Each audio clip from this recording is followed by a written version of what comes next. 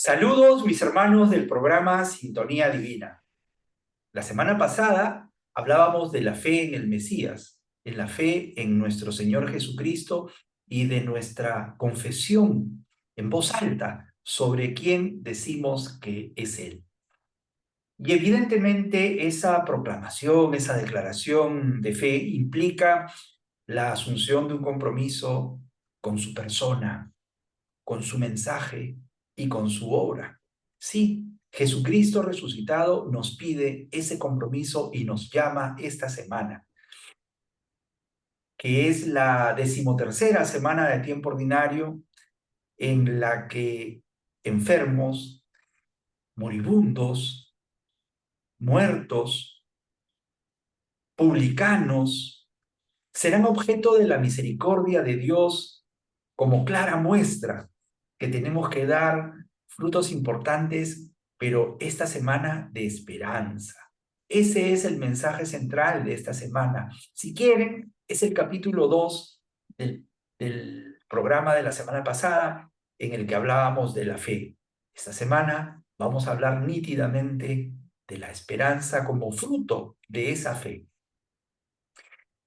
Tenemos que dar señales importantes de esperanza porque tenemos fe en el Dios que nos salva en forma definitiva, en forma total, en forma superior, más allá de cualquier vivencia terrenal.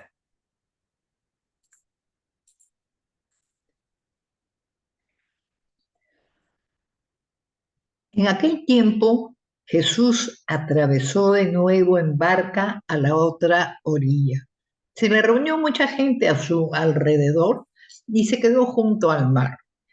Se acercó un jefe de la sinagoga que se llamaba Jairo y al verlo se echó a sus pies rogándole con insistencia: mi niña está en las últimas, ven y pon las manos sobre ella para que se cure y viva. Se fue con él y lo seguía mucha gente. Llegaron de la casa del jefe de la sinagoga para decirle: tu hija se ha muerto, ¿para qué molestar más al maestro? Jesús alcanzó a oír lo que hablaban y le dijo al jefe de la sinagoga: no temas, basta que tengas fe. No permitió que lo acompañara nadie más que Pedro, Santiago y Juan, el hermano de Santiago.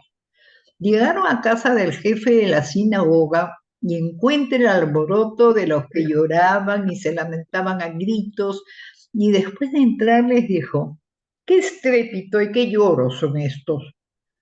La niña no está muerta, está dormida. Se reían de él, pero él los echó fuera a todos y con el padre y la madre de la niña y sus acompañantes entró donde estaba la niña, la cogió de la mano y le dijo: Talita Kumi, ¿qué significa contigo hablo, niña? Levántate. La niña se levantó inmediatamente y echó a andar. Tenía 12 años y quedaron fuera de sí de estupor. Les insistió en que nadie se enterase y les dijo que dieran de comer a la niña. Mis hermanos, esta semana, repito, vamos a revisar hermosas lecturas acerca de milagros en donde se plasma la fe, pero también la esperanza. Hermoso testimonio, en este caso, de una gran esperanza, más que de fe. Quiero hacerles reflexionar sobre algo bien importante. Tenemos esperanza en Jesús, como Jairo, jefe de la sinagoga, el que no era un creyente, no era un seguidor de Jesús. Lo dice claramente la lectura, era jefe de la sinagoga.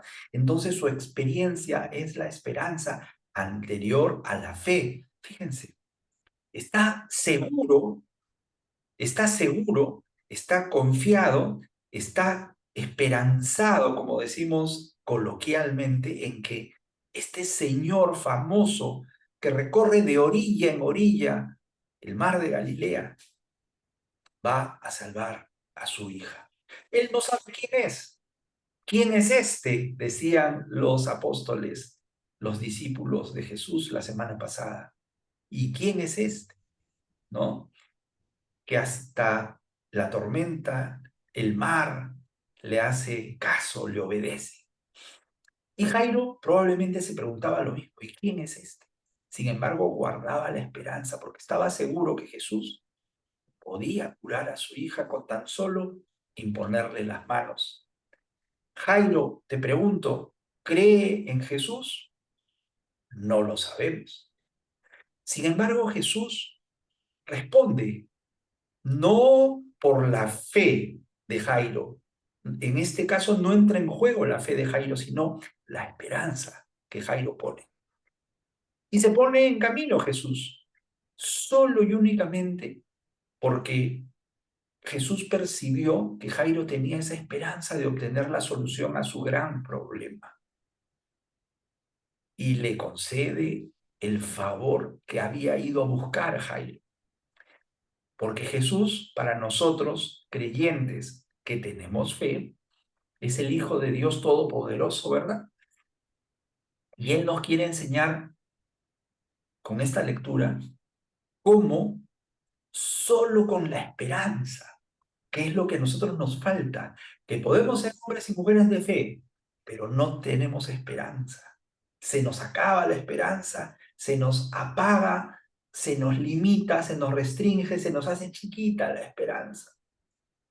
No hacemos uso de ella en nuestras vidas, especialmente cuando surgen problemas, desgracias, enfermedades, pérdidas, pobreza, estrechez económica. Imagínate cómo actúa Jesús, cómo actúa nuestro Dios Todopoderoso para aquellos que podemos exhibir, exponer, demostrar, testimoniar fe y esperanza. Estas dos virtudes teologales tan importantes. Volvamos a Jesús, quien es el verdadero Mesías y tiene palabras de vida eterna, ¿verdad? ¿A dónde iremos, Señor? Dijo Tomás, si solo tú tienes palabras de vida eterna. Y obra tres resurrecciones, como siempre decimos en este programa, para tener en cuenta que Jesús obró tres resurrecciones. Uno, al hijo de la viuda de Naín, que ya lo encontró Jesús en cortejo fúnebre, ¿no es cierto? Dos, a su amigo Lázaro, por quien llora, por quien sufre esa pérdida, Jesús mismo. Y tres, esta resurrección que hoy día estamos viendo en este programa de Sintonía Divina, la hija de Jairo, el jefe de la sinagoga. Muerte física, sí, pero Jesús nos dice, ni siquiera la muerte es motivo para perder la esperanza. Y mira lo que dice Jesús, no está muerta, está dormida. Pues duerme como dormimos tú y yo, como vamos a dormir en algún momento esperando la resurrección. Como están durmiendo muchos de nuestros seres amados, hoy día están durmiendo porque están esperando la resurrección de los justos. Somos creyentes y tenemos esa esperanza. Y aunque otros nos digan, oye, no molestes al maestro con tus cosas, ya está muerta. No, dice el Señor. ¿Recuerdas que la semana pasada revisábamos, reflexionábamos sobre la fe, que en plena tormenta, ¿no?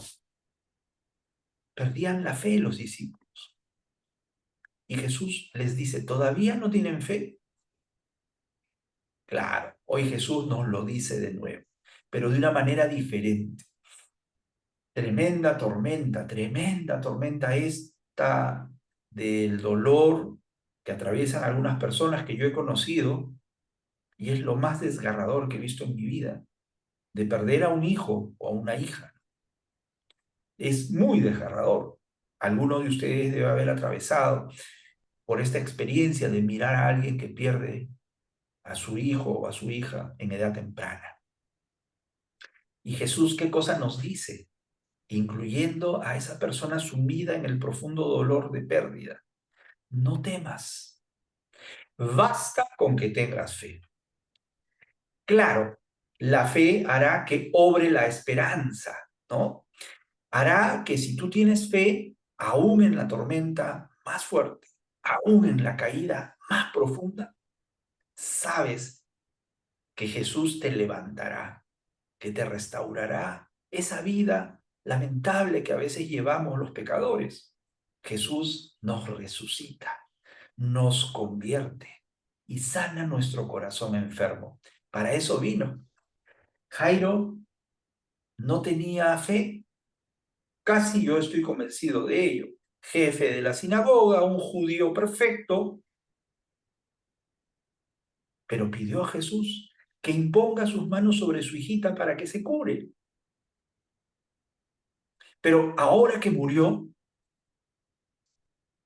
la fe y la esperanza en Jesús ya se habían perdido para muchos. No molestes al maestro. Jairo vio, por el contrario, incrementar su esperanza. Primero no cayó en la desesperanza, ¿no? No perdió ese gramito de esperanza que le quedaba. ¿Quiénes perdieron la esperanza? Los que se rieron de Jesús cuando escucharon que dijo, está durmiendo. Ese es un gran pecado contra el primer mandamiento, cuando perdemos tú y yo la esperanza. ¿Qué dice el primer mandamiento? Amar a Dios sobre todas las cosas. Y es que Dios está por encima de todo, de la pata de conejo, de la sal que se te cae en la mesa, o de la aguja o la tijera que no quieres pasar de mano en mano, o del temor porque te hagan brujerías.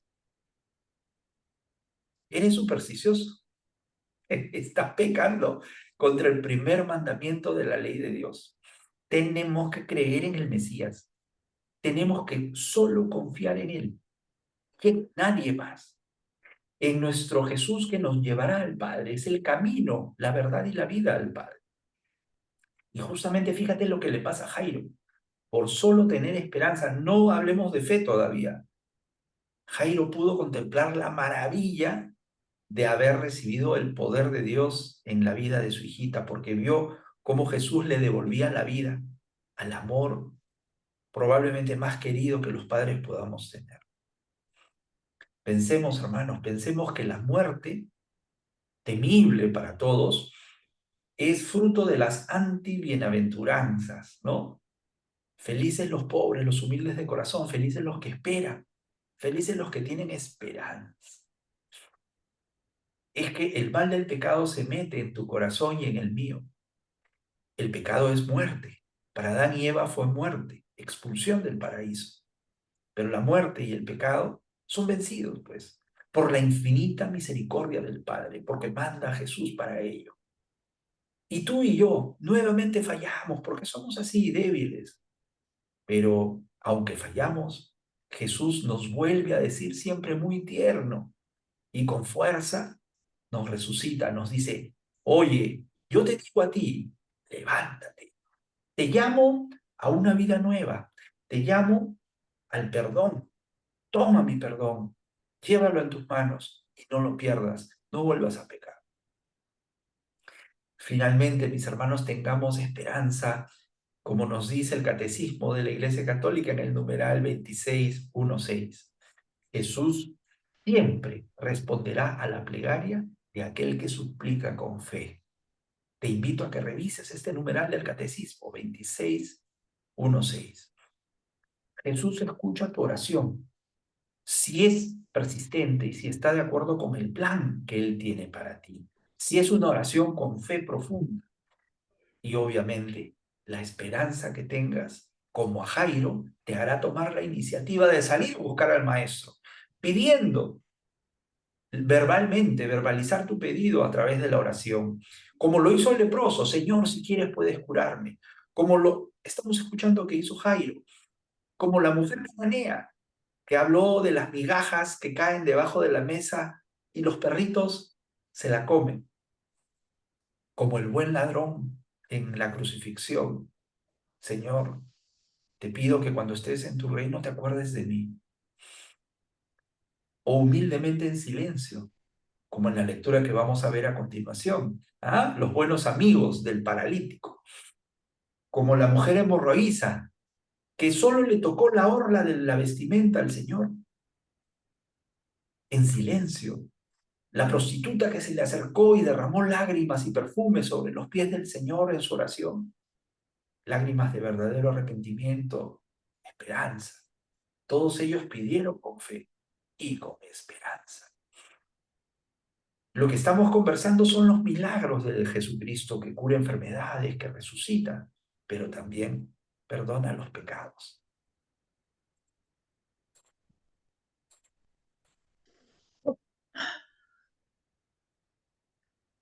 En aquel tiempo, viendo Jesús que lo rodeaba mucha gente, dio orden de cruzar a la otra orilla. Se le acercó un escriba y le dijo: Maestro, te seguiré a donde vayas. Jesús le respondió: las zorras tienen madrigueras y los pájaros nidos, pero el Hijo del Hombre no tiene donde reclinar la cabeza. Otro que era de los discípulos le dijo: Señor, déjame ir primero a enterrar a mi padre. Jesús le replicó: tú sígueme y deja que los muertos entierren a sus muertos. A veces nos da la sensación que el Evangelio es como un cuentito, ¿no? Y las anécdotas se nos narran y Jesús responde de una manera magistral, una enseñanza pedagógica. Pero esta semana no perdamos de vista que la esperanza tiene que entrar en funcionamiento en tu vida y en la mía. El Señor nos dice: tú vete a anunciar el reino de Dios, sígueme, no te preocupes por nada. Proclama la buena nueva, proclama el reino de Dios. Y nosotros le lanzamos la frase como respuesta de repente facilista: Señor, yo te seguiré a donde tú vayas, a donde tú me digas. Claro, porque confiamos que el Señor nos va a hacer dormir en un hotel 5 estrellas, en una cama plácida, ¿no?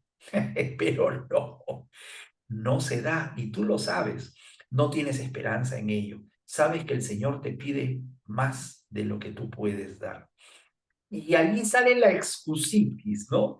Uy, Señor, como tengo que hacer primero ir a enterrar a mi padre, tengo que... Un ratito, dice el Señor. Hay estos dos hombrecitos que le piden al Señor y quieren seguirlo, ¿no?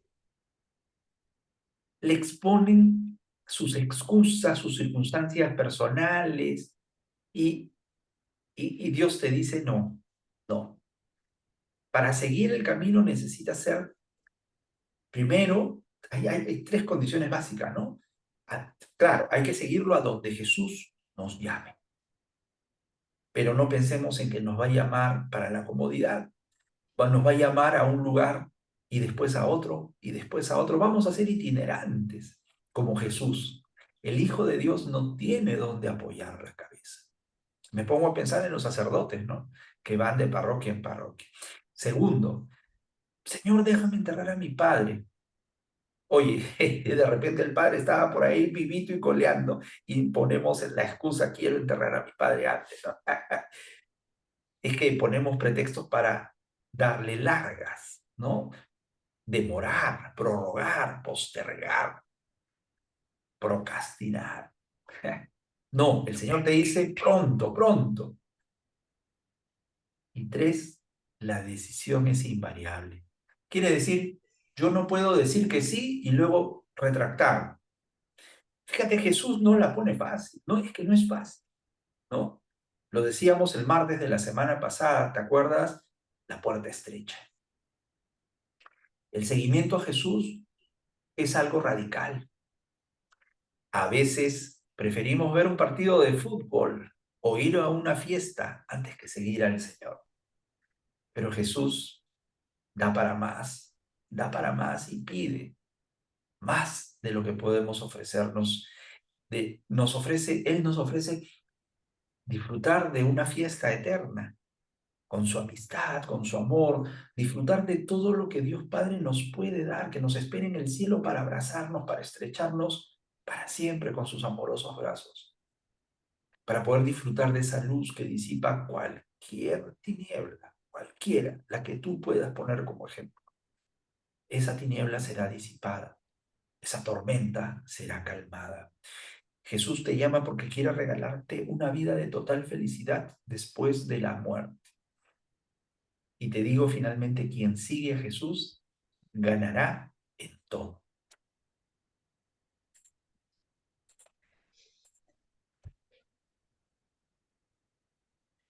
En aquel tiempo subió Jesús a la barca y sus discípulos lo siguieron. En esto se produjo una tempestad tan fuerte que la barca desaparecía entre las olas. Él dormía. Se acercaron y lo despertaron gritándole: Señor, sálvanos que perecemos. Él les dice: ¿por qué tenéis miedo, hombres de poca fe? Se puso en pie, increpó a los vientos y al mar, y vino una gran calma. Los hombres se decían asombrados: ¿quién es este que hasta el viento y el mar lo obedece? Estamos repitiendo la lectura que hicimos la semana pasada, el día martes, ¿verdad? Pero ahora en la narrativa de San Mateo. En el capítulo 8 de San Mateo, ya decíamos la semana pasada, terminó Jesús el sermón de la montaña y en el capítulo 8 de Mateo, de ahí en adelante, nos sigue hablando Mateo de una gran pedagogía y obras de Jesús. La semana pasada leíamos a Marcos, capítulo 4 me parece. Y Jesús, fíjense, no vamos a hablar mucho porque ya lo dijimos la semana pasada, les pido que se remitan a la reflexión de la semana pasada. Jesús ya había obrado algunos milagros importantes, cuidado, ya había dado muestras de que él era el Mesías, había curado al leproso, ¿sí? Lo hemos leído la semana pasada. Ya había curado al siervo del centurión, ya había curado también a la suegra de Pedro y a un endemoniado que por ahí estaba, y todavía los discípulos se preguntan, ¿quién es este? Y todavía se atemorizan con una tormenta. Tremendos hombres curtidos, hombres de mar, curtidos pescadores, y todavía tienen miedo a una tormenta. Claro, es que no tenían esperanza, ni fe, ni fe, lo cual es lógico y humano porque todavía no habían recibido el Espíritu Santo. Pero, cuando tú y yo recibimos el Espíritu Santo en el bautismo y ratificado en la confirmación, ya lo sabemos todo. Es una constatación que hasta la naturaleza va a obedecer al Dios Todopoderoso. Esta es una señal clara que ante cualquier tormenta debemos tener la esperanza y la fe de que Él nos va a sacar adelante.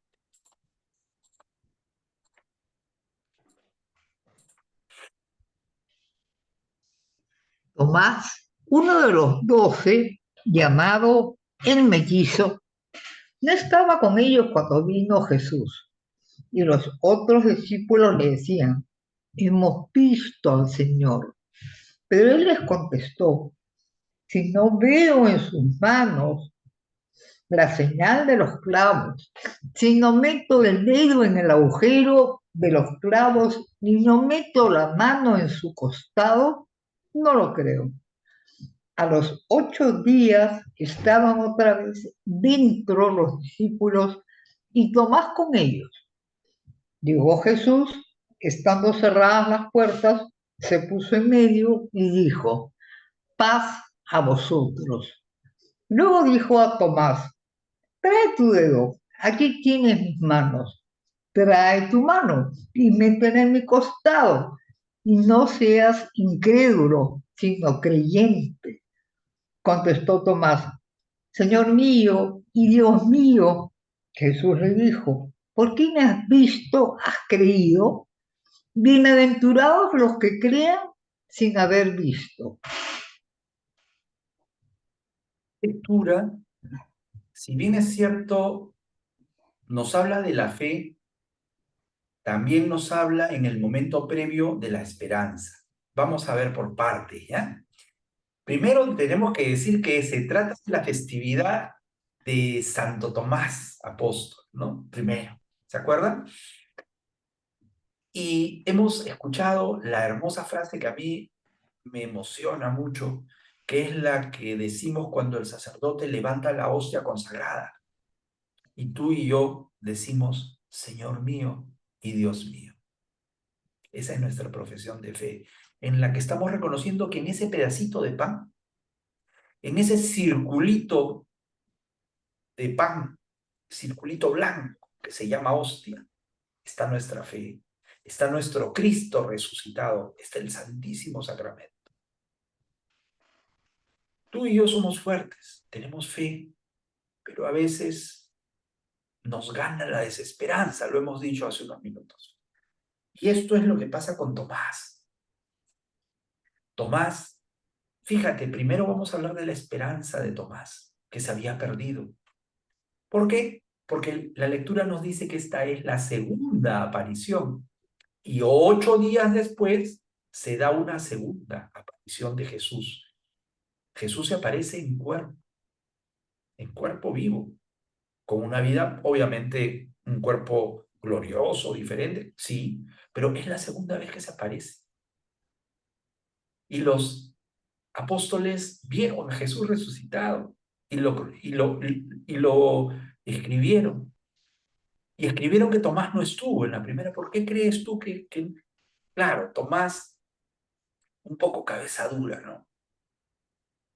¿Por qué no estaría con ellos? Él había perdido la esperanza. Pensó que ya muerto Jesús se acabó todo. Cuando escuchas a hermanos que dicen que muerto, después de la muerte se acaba todo y no hay nada más después de la muerte. Lo mismo pensaba Tomás. Ya no se congregaba con sus hermanos.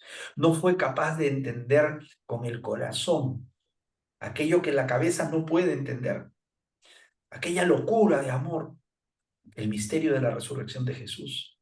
Claro, él estaba aferrado a sus seguridades concretas, sus seguridades vitales, sus seguridades terrenales, objetivas, y desde su soledad, desde su tristeza, desde su desesperanza, se queda solo. Y no estaba, pues, no estaba en la primera aparición con sus hermanos. Y luego cuando se lo cuentan, él no cree. ¿Por qué? Porque tenía falta de esperanza. Claro, tuvo fe, lo vio a Jesús, lo vio transfigurarse de repente o que le contaron la transfiguración porque él no estaba ahí presente, ¿verdad? Pero ¿no te suena lo mismo que a veces nos pasa? Tomás no tenía ni una pizca de esperanza. En este caso, a diferencia de Jairo, sí tenía fe, pero como a ti y a mí nos ocurre, perdió la esperanza. Y lo que pasa hoy en día con los jóvenes, ¿no? Que como están acostumbrados a creer en el juego de video que tienen en las manos y creen solamente en lo que pueden tener en las manos, no, se confiesan agnósticos, se confiesan ateos, porque Jesús no es un material que se pueda tener en las manos y presionar botoncitos rojos y azules. Y no, no, Jesús no es eso. Jesús nos brinda su ayuda si es que nosotros tenemos esperanza en Él. Entendamos que con las apariciones que estamos narrando, en este caso, en el caso de Tomás, Jesús nos quiere dar esa esperanza, que no se pierda la esperanza a pesar de la muerte. Lo vieron morir, pero también lo vieron resucitar. Y eso hace que nosotros pensemos primero en alejarnos del pecado, ¿no? Porque se nos presentan las dificultades, las debilidades, las fragilidades humanas. Y la primera debilidad que se nos presenta, el primer pecado, es la falta de fe, la falta de creer en el Dios todopoderoso, la falta de esperanza. Cristo se le presenta a aquel al que le falta esperanza, a aquel al que le falta la fe. Y se le acaba la oportunidad de dejar sus dudas a Tomás. Lo ve y dice, no, no, no, ahora sí creo, Señor mío, Dios mío, eres tú. Sí, es eso. Jesús nos da un mensaje de fe. Felices los que creen sin haber visto. Ya vio a Dios, Tomás, ya constató con sus dedos palpablemente, ¿no? Por eso nos ha dejado esa letanía tan hermosa, esa frase que revela un asombro por la resurrección de Jesús, por su corporeidad frente a ti. Y eso es lo que tú le dices a la hostia cuando está delante de ti, Señor mío, Dios mío. Y cuando el sacerdote te la muestra y te dice, cuerpo de Cristo, y tú respondes con energía, con amor, con devoción, amén, así es, así lo creo, así lo confieso, Señor mío y Dios mío. Esta letanía es el encuentro amoroso con el verdadero resucitado. Esta confesión de Tomás es la confesión que tú y yo hacemos cuando comulgamos.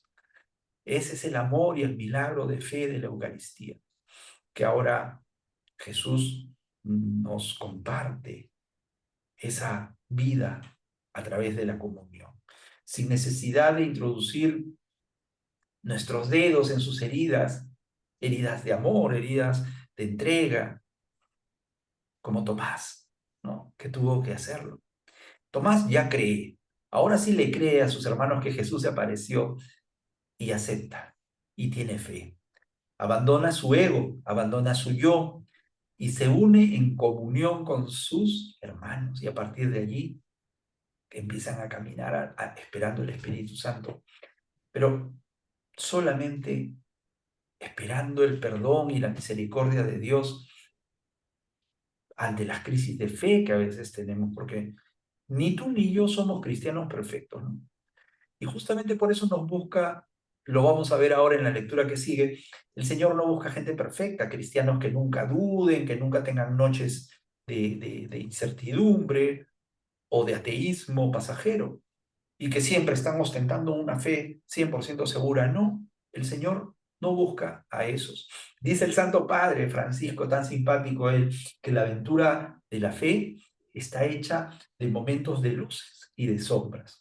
Hay momentos de consolación, hay momentos de impulso, hay momentos de entusiasmo, pero también de decaimiento, de cansancio, de desconcierto, de dudas y oscuridades.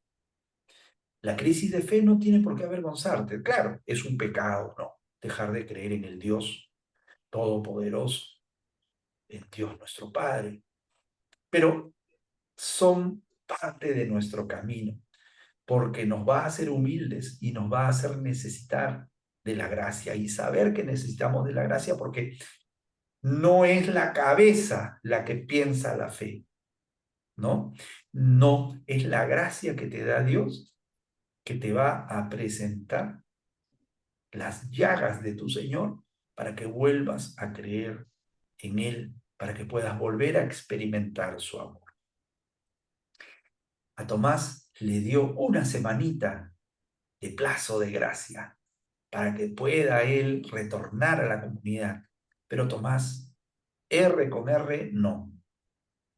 Y Jesús se tiene que presentar ante él con sus llagas y todo su cuerpo lleno de dolor, pero ahora un cuerpo glorioso, limpio, lleno de luz.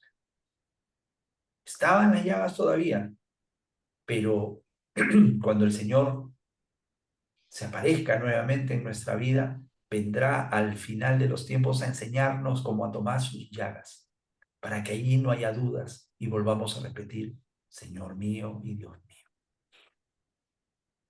¿Dónde está la frase? Señora, donde tú vayas te seguiremos. La fe es exigente, mis hermanos. Nos hace subir a la barca y afrontar tempestades, noches oscuras. Por eso te digo, esperemos en Jesús y confiemos en su misericordia. Continuamos.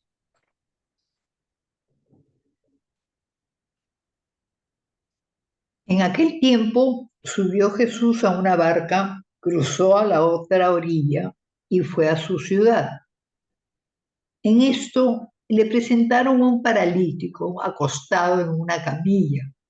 Viendo la fe que tenían, dijo al paralítico, ánimo, hijo, tus pecados te son perdonados. Algunos de los escribas se dijeron, este blasfema. Jesús, sabiendo lo que pensaban, les dijo, ¿por qué pensáis mal en vuestros corazones? ¿Qué es más fácil decir? ¿Tus pecados te son perdonados? ¿O decir, levántate y echa a andar? Pues para que veáis que el Hijo del Hombre tiene potestad en la tierra para perdonar pecados, entonces dice al paralítico, ponte de pie, coge tu camilla y vete a tu casa. Se puso en pie y se fue a su casa. Al ver esto, la gente quedó sobrecogida y alababa a Dios, que da a los hombres tal potestad. Sí, lo habíamos anunciado, no, y a mí me complace mucho, no sé si te pasa a ti leer este pasaje tan bonito en el que el protagonista es otro enfermo, el protagonista, el receptor de la misericordia. Y esto ya lo hemos leído antes en otras versiones de Lucas, de Marcos también. Y hoy no le toca el turno a un endemoniado, a una mujer hemorroísa o con fiebre, o a un leproso, sino a un hombre postrado, completamente discapacitado. Y ya se había corrido la noticia de que Jesucristo curaba milagrosamente, y por eso le seguía una gran muchedumbre que era muy difícil acercarse a él. Por eso este grupete de amigos tuvieron la ingeniosa idea de subirse al techo de la casa, retirar la tapa de la claraboya y descender a este amado amigo discapacitado. Hacen lo posible por acercarlo a Jesús, ya que las multitudes no se lo permitían. No se milanan, no tienen miedo ni vergüenza. Esto es, fíjate, una bonita metáfora de lo que es evangelizar. Llevar al que no puede moverse, al hermano paralizado espiritualmente, acercarlo a Jesús. No acercarle necesariamente a Jesús al paralizado, sino al revés, llevar a tu hermano paralizado espiritualmente a un retiro, a una misa, a un consejo, a una imagen proactiva que le ayude a salir del hueco. Eso es evangelizar, acercar a otros a donde está Jesús, y superando cualquier dificultad hasta un tejado. El tejado se va a abrir, las puertas se abrirán ante la fe y ante la esperanza. Seguimos hablando de la esperanza de estos buenos hombres que además de tener fe, esperanza, tienen caridad, que es la tercera virtud de la que vamos a hablar probablemente en las próximas semanas. La fe y la esperanza ahora se conjugan para buscar el bien del otro. Esto nos lleva más allá de lo racional, de lo matemático, lo científico. Hay que servir y hay que traspasar muros, hay que traspasar techos.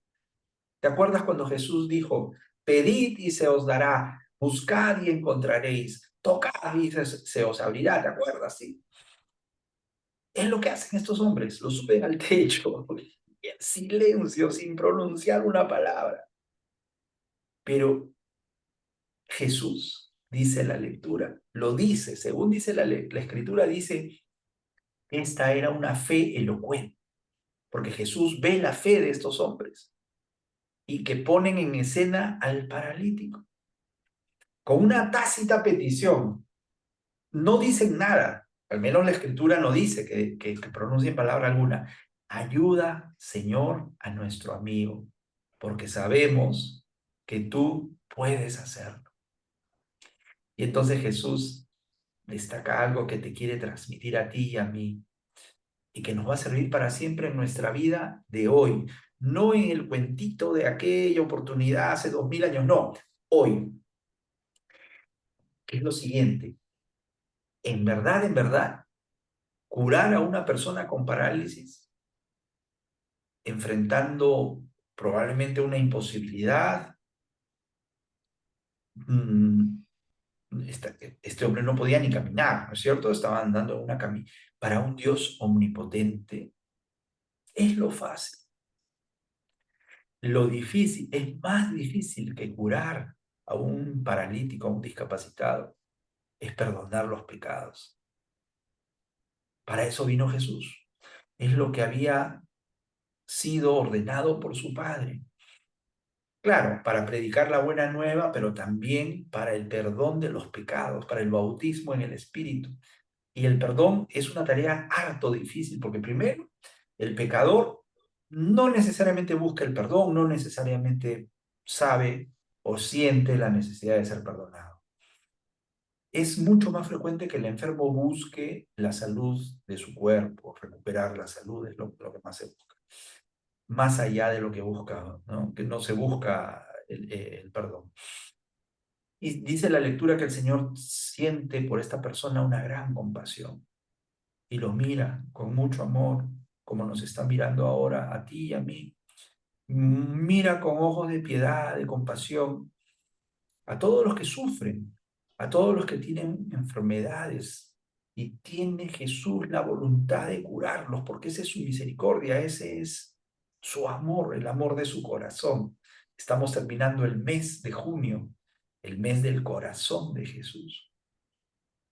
Jesús pone por encima de la salud, por encima de la curación, que es importante, pero pone por encima en importancia al perdón de los pecados. Y Jesús le ofrece al enfermo,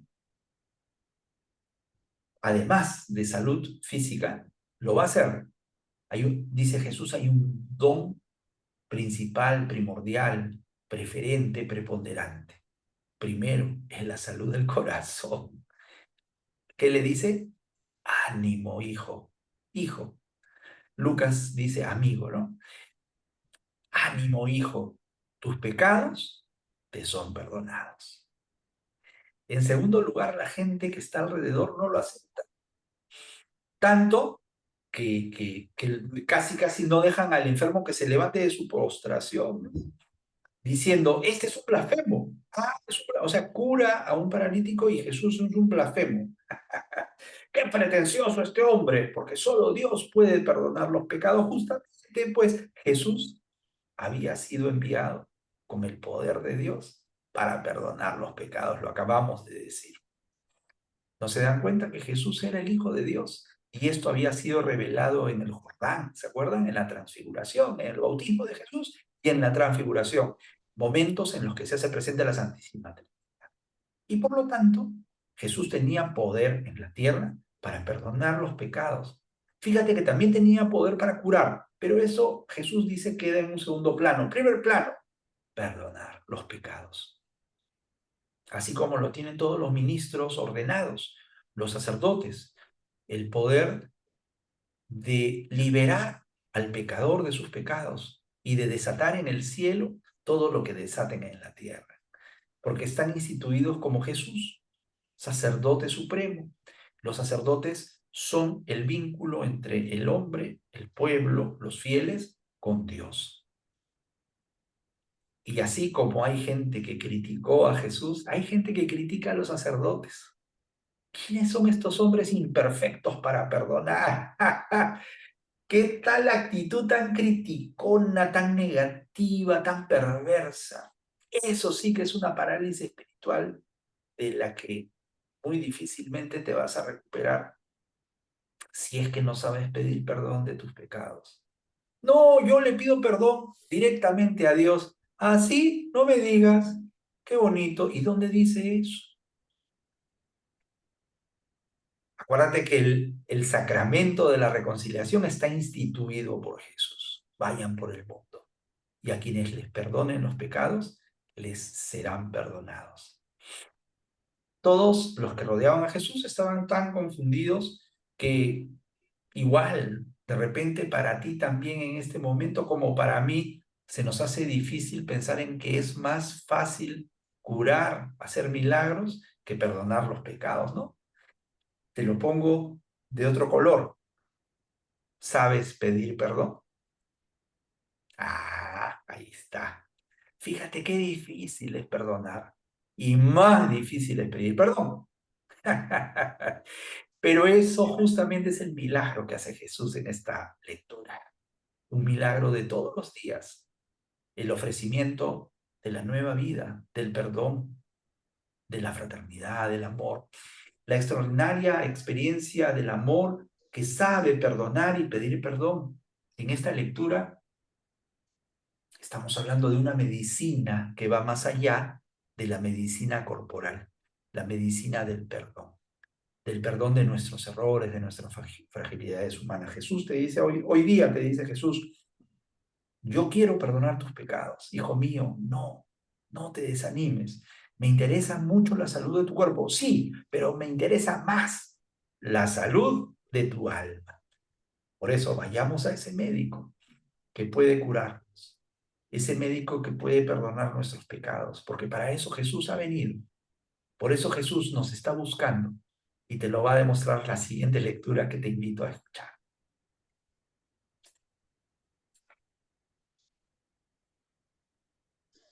En aquel tiempo, al pasar, vio Jesús a un hombre llamado Mateo sentado al mostrador de los impuestos y le dijo, sígueme. Él se levantó y lo siguió. Y estando en la casa, sentado a la mesa, muchos publicanos y pecadores que habían acudido se sentaban con Jesús y sus discípulos. Los fariseos al verlo preguntaron a los discípulos, ¿cómo es que vuestro maestro come con publicanos y pecadores? Jesús lo oyó y dijo, no tienen necesidad de médicos los sanos, sino los enfermos.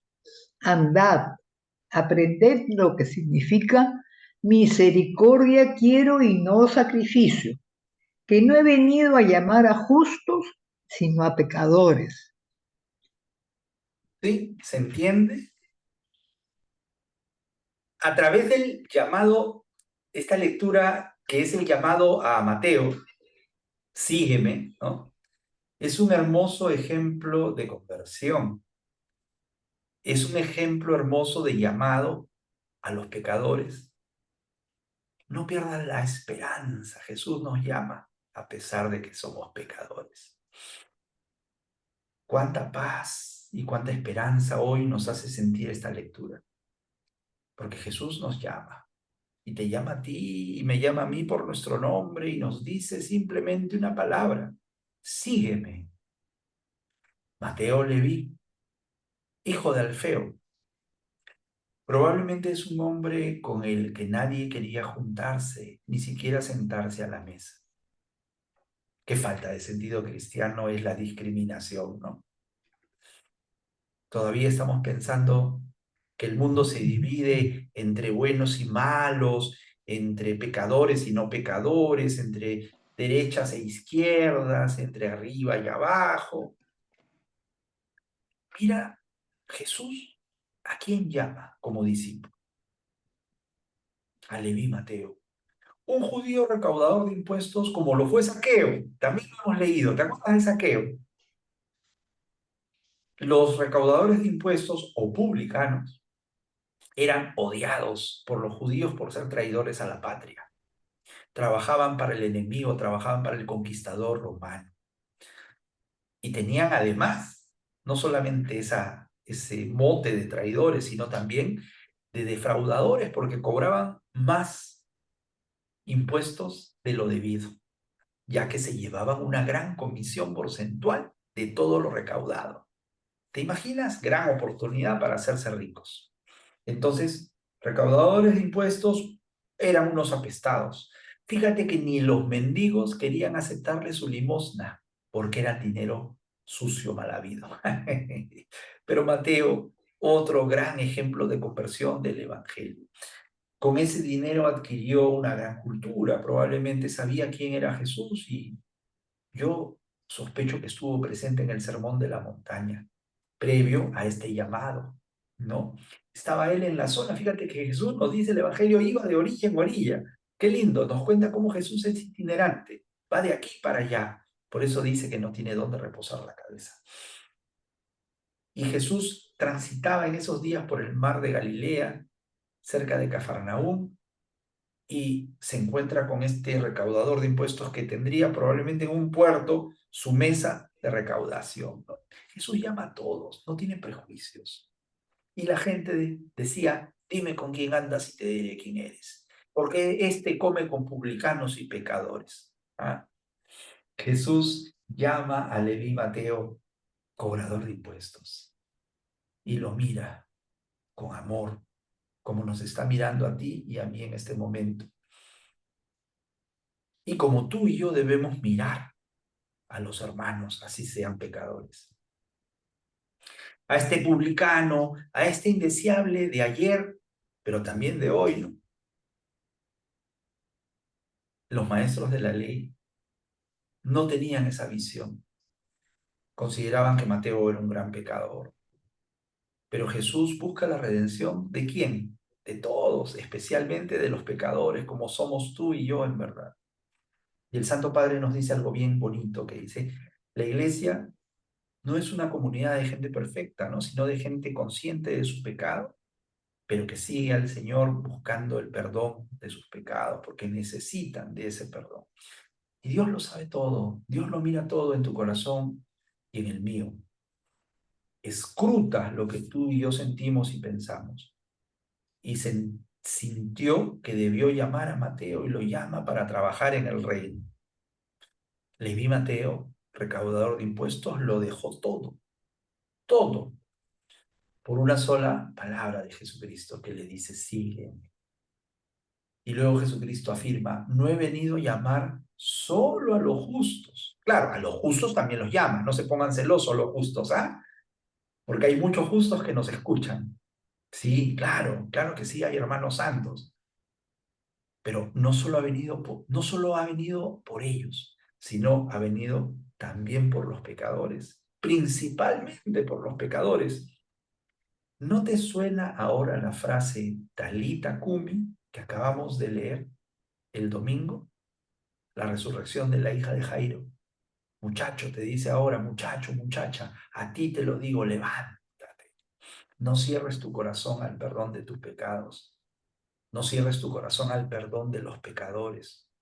No importa el pecado, no importa el tamaño del pecado, no importa para Jesús el Hijo de Dios vivo la ofensa, no es puritano.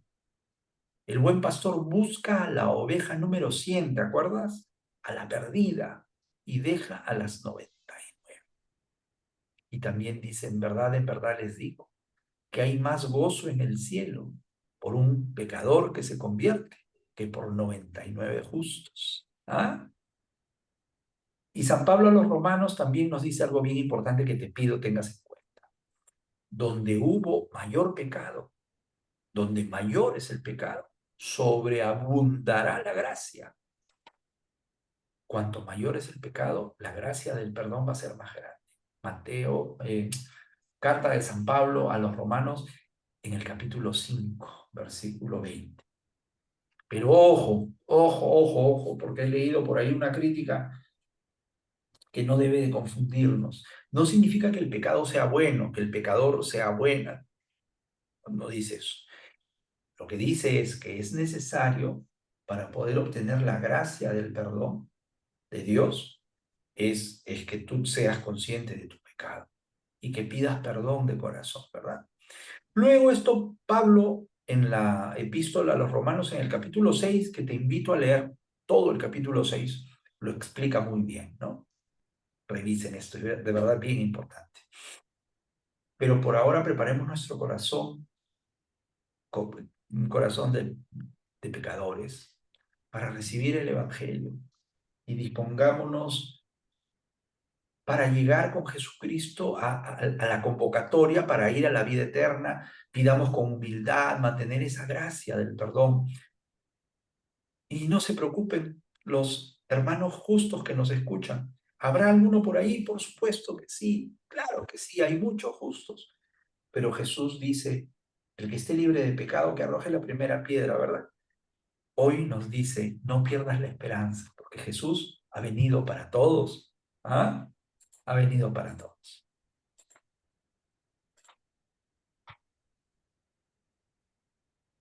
En aquel tiempo, los discípulos de Juan se acercan a Jesús preguntándole, ¿por qué nosotros y los fariseos ayunamos a menudo y en cambio tus discípulos no ayunan. Jesús les dijo, ¿es que pueden guardar luto los amigos del esposo mientras el esposo está con ellos? Llegarán días en que les arrebatarán al esposo y entonces ayunarán. Nadie echa un remiendo de paño sin remojar a un manto pasado, porque la pieza tira del manto y deja un roto peor. Tampoco se echa vino nuevo en odres viejos, porque revientan los odres. Se derrama el vino y los odres se estropean. El vino nuevo se echa en odres nuevos y así las dos cosas se conservan. Mis hermanos, esta lectura ya la hemos hecho en épocas de tiempo de Cuaresma, ¿no? En que hablábamos del ayuno, donde los discípulos de Juan Bautista estaban bien lindos ellos, ayunaban, hacían un montón de cosas, claro, eran seguidores de Juan Bautista. Igualmente los fariseos, ¿no?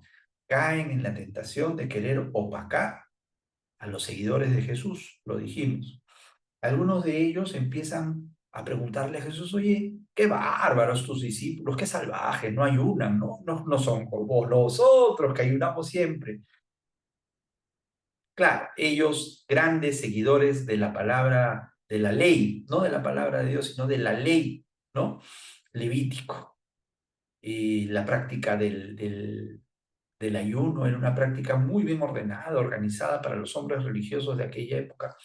Y se hablaba en la ley del día de la expiación, que había que hacer ayuno anual una vez al año, en el día 10º del mes séptimo, dice la ley, ¿no? Ni se trabajaba, solo se ayunaba para poder obtener el perdón de los pecados. Qué bonito, qué bonita práctica.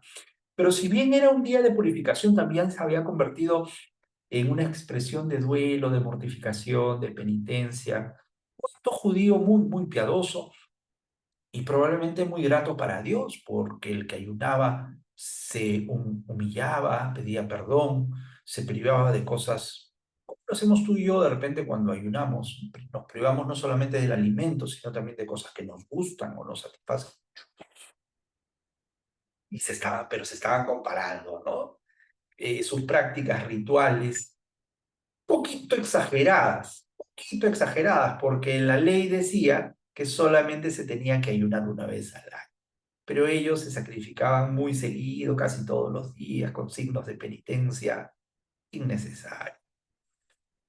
Ellos creían que así agradaban a Dios y que sus plegarias llegarían con más facilidad al cielo para buscar la salvación propia y la salvación de la dominación de los romanos, ¿no? Pero esta práctica no tenía ni una pizca de misericordia. ¿Dónde está el problema de estos actos tan buenos aparentemente de hombres piadosos en que solo se fijaban en las tradiciones y costumbres legalistas de una casta sacerdotal muy conservadora? Pero Jesucristo llega y lo transforma todo, lo mejora todo, lo perfecciona todo, inclusive el ayuno, que hay que mirarlo de otra manera, distinta a cómo se apreciaba en el Antiguo Testamento. Porque ¿qué dijo Jesús? Imagínate que tú y yo estamos en un banquete de bodas, somos los mejores amigos del novio y vamos a estar tristes, vamos a ayunar, no vamos a comer, no nos vamos a alegrar. Podemos estar de luto cuando el novio está con nosotros. Y ya lo hemos dicho en este programa, no creo que sea una sorpresa. ¿Quién es el novio? Según los profetas, ¿con quién se casa el novio? Ya lo hemos dicho. Las bodas del Cordero que te remito en el Antiguo Testamento a Isaías, en el capítulo 62 y en el Apocalipsis al capítulo 19, en donde Jesús es el novio y la novia es su iglesia, instituida sobre la cabeza de Simón. Y dice el Apocalipsis, bienaventurados los que son invitados a la cena de las bodas del Cordero. Jesús quiere que tú y yo, como sus discípulos, nos sintamos con esperanzas de ser invitados, que nos sintamos libres. Y cuando ayunemos, porque no se trata de despreciar una práctica absolutamente positiva, aceptable, Acuérdate que Jesús ayunó 40 días en el desierto, ¿no? Como preparación de su ministerio. Pero se trata de mirar el ayuno de una manera diferente, porque antes de todo está la misericordia de Dios. Dice Jesús, llegará el día en que nos arrebaten al novio, ¿no? Y eso ocurre pues en la Semana Santa, que se llevan al novio, lo matan, pero luego tenemos la esperanza que Él vuelve y vuelve para resucitarnos.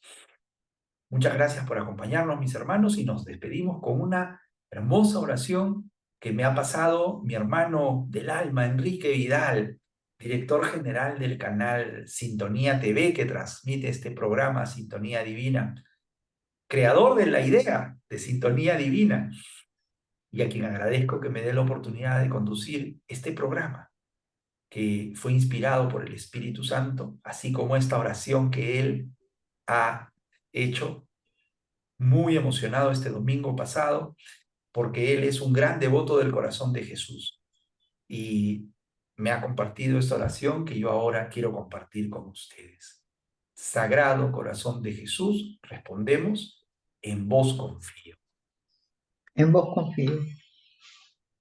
Las penas quieren vencerme, pero no pueden.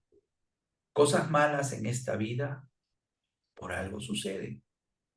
Como en esa balsa en medio de la tempestad, Jesús, tú siempre me das tu divina amistad. Calmaste las aguas y silenciaste el fuerte viento, y mi vida rescatas cuando me falte el aliento. Sagrado corazón de Jesús, Rey de bondad y amor, en vos confío, dame siempre tu perdón y calor. Recuérdame tus palabras en el sermón de la montaña, para seguirte con esa perseverancia que me ataña. Ilumíname para contar con el anhelado discernimiento, que siempre es bendición tuya, bellísimo descubrimiento. Alabado sea el corazón de Jesús en todo lugar y tiempo, con María, su madre. Amén. Muchas gracias por seguirnos, hermanos, y nos vemos en el próximo programa de Sintonía Divina.